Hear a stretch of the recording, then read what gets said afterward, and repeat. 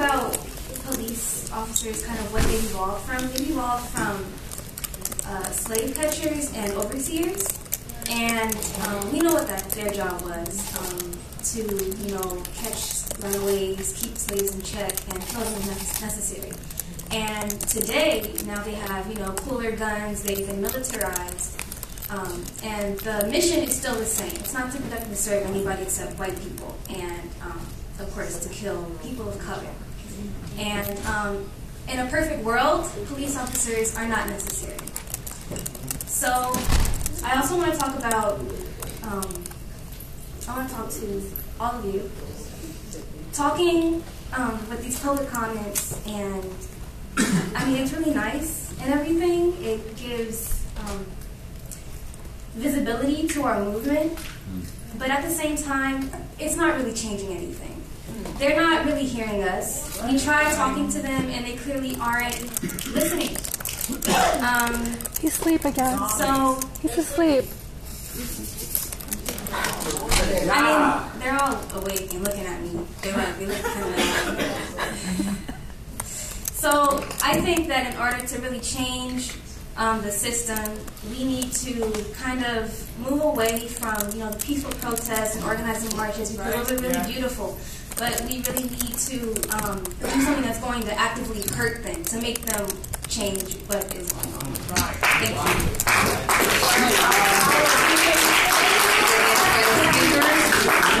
Patty Beers, Morris Griffin, Don Hopkins, Robbie Davis, and Reverend Oliver E. Byer.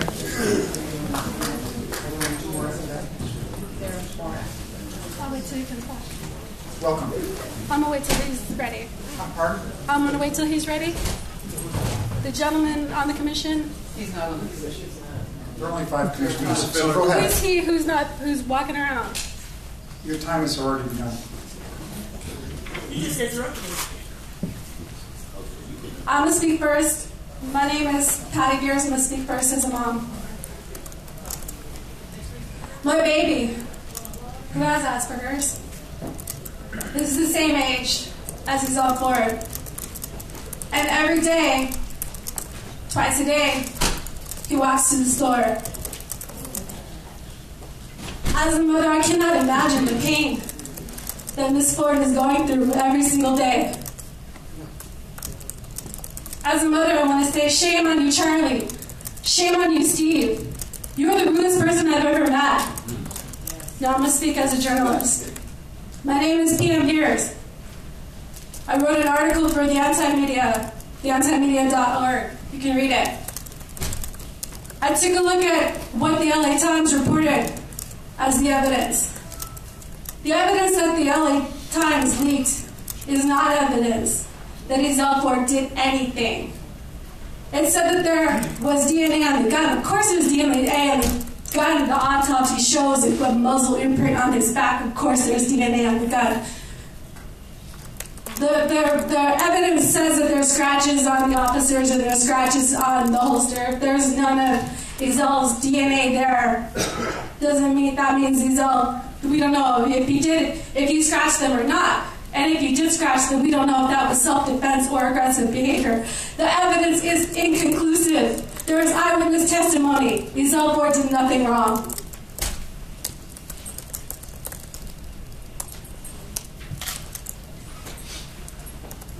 Wow, you're all paying attention to this white skin.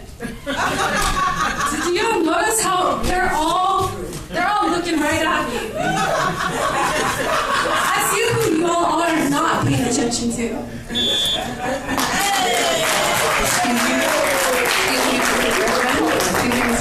I think you've already spoken.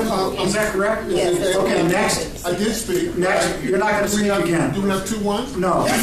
No, you're done. Thank you. Next. Welcome. My name is Robbie Davis. I am a member of the Crenshaw District community. I didn't come to speak today. I really came to make sure that I at least occupied a seat. Yes. But then, I have 2 grandsons. They're 15 years old. And right now, only the grace of God will make sure that they become 21. Why do I say that? Because I walk through my community. And I want to tell you how easy it is for a young black man to be accosted by police for no reason. This with my own eyes. 15-year-old boy with a tank top and a cap turned backwards, walking in front of me with a loaf of bread. Squad car pulls up. He's knocked up against the wall. I stop. Why, officers? Move on, move on. Well, no, that's not what I do. I don't move on. That's right. Come to find out, oh, we have reasonable suspicion because his cap is that color. I said, does that mean he can't go to the store and buy a loaf of bread for his mother? So now we come to Ezell Ford. Unjustifiable stop, justifiable killing. Does it make sense? Mind-boggling. Until you come to the decision that there must be another ramification called white privilege. You're sitting in it. You don't even understand it. I have no idea. You can't even comprehend that your child could be killed in such a manner. But let me tell you something. Your child can be killed in such a manner. Then your eyes will open.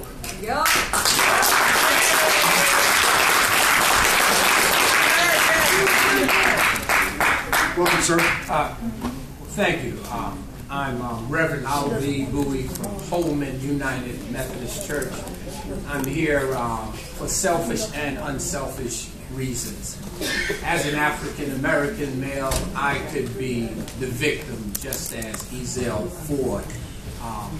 And I believe as I appeal to you, and not only to you as I appeal to all of us here, that we would from this day begin to build bridges instead of walls. I believe, Commission, that we have an excellent opportunity to be able to represent your own minds and to be able to seek justice on behalf of Ezell Ford and others who have simply been killed unarmed. I think that we need to take time and just look at the whole situation. And as I take my seat, I'd like to just quote the prophet Micah from the 6th chapter, the 8th verse, and he says this, and I ask that you would just meditate on this. He hath showed thee, O man, what is good, and what doth the Lord require of thee, but to do justly, and to love mercy, and to walk humbly with our God. God bless you. Thank you, sir. You're welcome. We have the last 4 speakers now. We actually have 5. Last 5. Trutovia Ford, Linda Johnson, Light Heron, Alpamago Aluma, Liwanana. Don't you dare take pictures of it. Don't do it. I'm telling you now. Don't do it. Out of respect. This is Ezell Ford's mom. Out of respect. Don't take pictures! Hey! Don't take pictures! Hey! Stop taking pictures, man! Idiot! You are evil. She's breathing. Like, y'all talking about the law. You know that's against the law, right? He does not have her public meeting. Everybody listen. She has to not be photographed. Hear Mrs. Ford speak, or else we will just take a recess. We'll go with it. Let us please. You don't want us to hear Mrs. Ford speak? She's asked to, This has the right to take the she's asked to not be photographed. Look at Ezell. Look at Ezell. Look at Ezell. Our choice. Look at Ezell. Stop taking Look at pictures. Ezell. We're doing our jobs, okay? She's asked to not be photographed. For Mrs. Ford, I understand that everyone stood to honor her. Out of Take your respect. seat now. Whatever your name is. Please take your seat so we can listen to her attentively. Stop taking pictures. She has asked Do it that no again. photographs Do it again. Excuse me. I understand that, but please understand that within the confines of the laws of California and in this room, Zoom, that is why the media is present, so that the other people who are not able to attend can actually see what occurred. So we cannot stop them from taking pictures. But we can.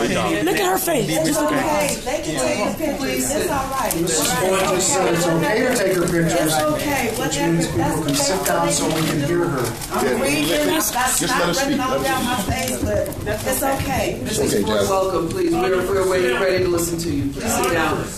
Hello to the panel. Everybody sit down. I like to say, Ezell Ford, he was mental. He was dirty. He didn't take baths, but that was a part of his mental illness. I could not make him. He has that right. I could not put my hands on him and whoop him and make him do anything. He was a grown man. Because he walked away, the officer caught feelings and they killed him. They got mad. They got angry. Ezell did not understand. Ezell had the thought process of an 8 or a 10-year-old. He was a baby. He was my baby.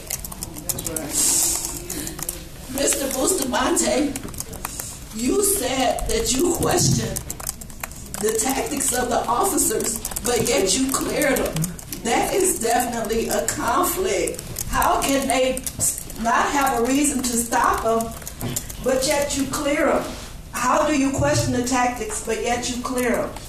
Mr. Sobroff, I saw you on the news and you said that we deserve fairness. I'm asking you, I'm begging you, please, please. Amen. My son would never grab for no gun. He wanted to live. That's all he wanted to do was live. He walked the streets. I didn't want him to walk the streets around there because I know it was unsafe. But that was his right. And he didn't deserve to die for it. And that's all I have to say. Please, please. I have faith in you yet. Please. Think about it. Ezell was mentally ill. He wasn't a lunatic. He wasn't suicidal. He wanted to live. Ezell has been stopped many times by police before, and he lived. They officers did the right thing. These officers did wrong. They did wrong. It's history. Ezell has been stopped, and he complies. He's respectful. I taught my son to be respectful. All of my children. As well, I respect the police. That's all I have to say. Thank you, Mrs. Ford. I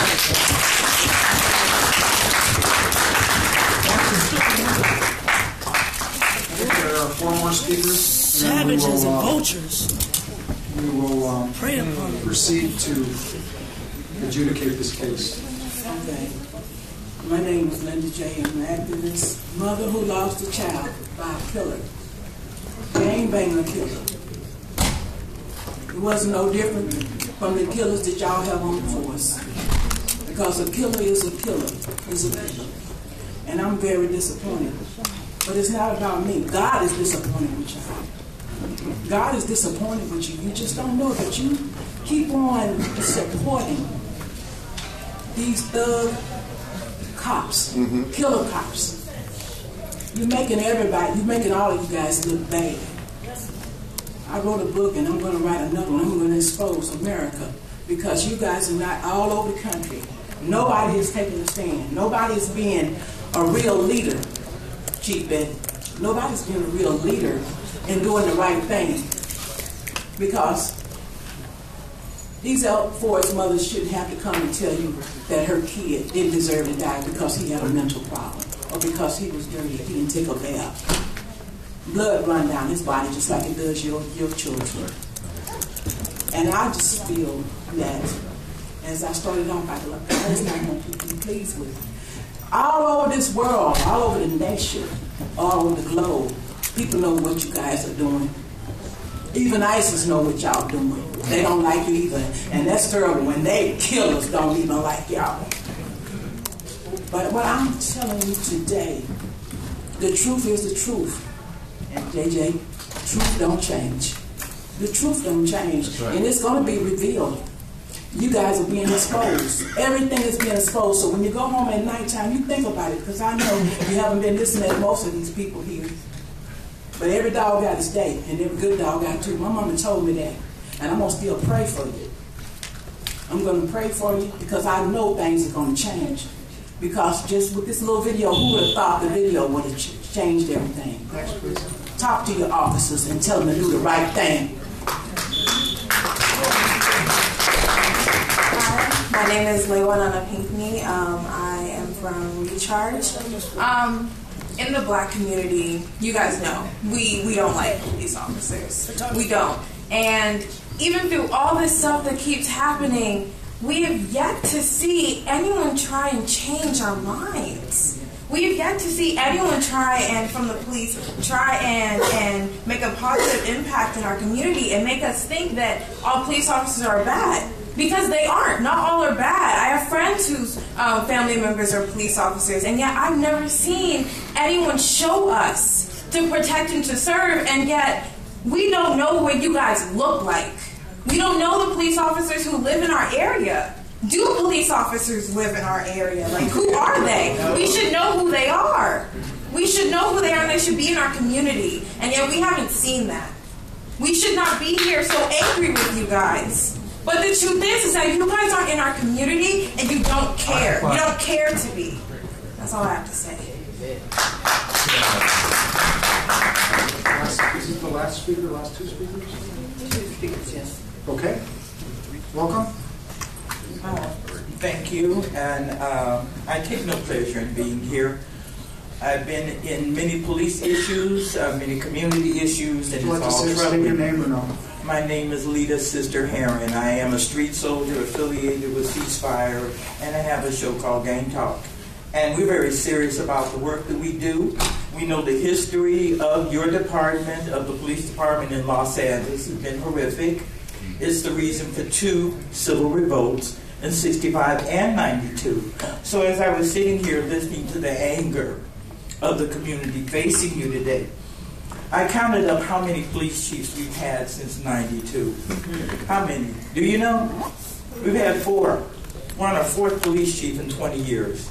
It doesn't seem as anything is changing. Certainly not enough. Ezel, the least among us, is dead. For what good reason? Guilty of minding his own business, walking down the streets of his own neighborhood alone. And now we have the statement of the surviving officers that conflict the witness testimonies of the community. But yet we have an inspector general that's satisfied with what those officers have told him.